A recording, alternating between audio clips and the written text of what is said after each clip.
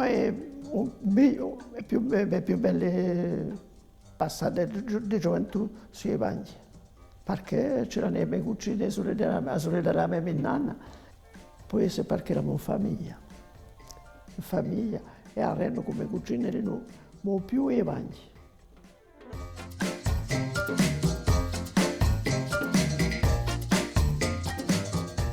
Un regretto non c'erano mica le scuole che c'erano. Allora quello ne falano, ma tanto non si voleva mica falava. Quello che falava il 1° ottobre, quello a Natale.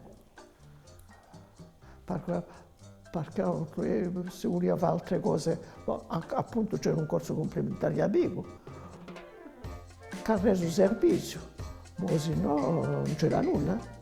Parlando di giornale ci voleva pagare. Dunque questo è un regretto, che tutti quelli della mia età non sono mica potuti andare a scuola come l'avrebbero avuto da andare.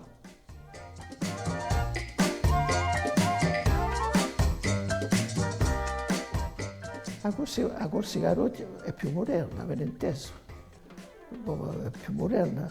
Le case non si va mica a lavare il fiume, la macchina a lavare è la più bella invenzione del secolo, la macchina a lavare, il resto non faccia nulla. Il fuoco, il sciaminè, c'è sempre maniera di fare, ma la macchina a lavare è la prima invenzione, non sa la pittura, l'avione e compagnia.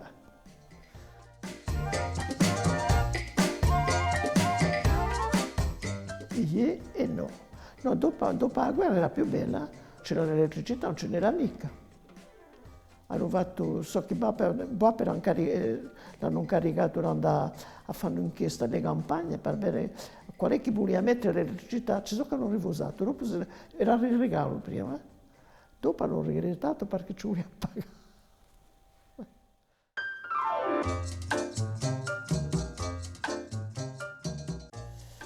Hanno tutto ciò che ci vuole, hanno un pane e un coltello, hanno che serve, poi non imparare il mestiere, poi non fare ciò che li vogliono. E a lei la fanno.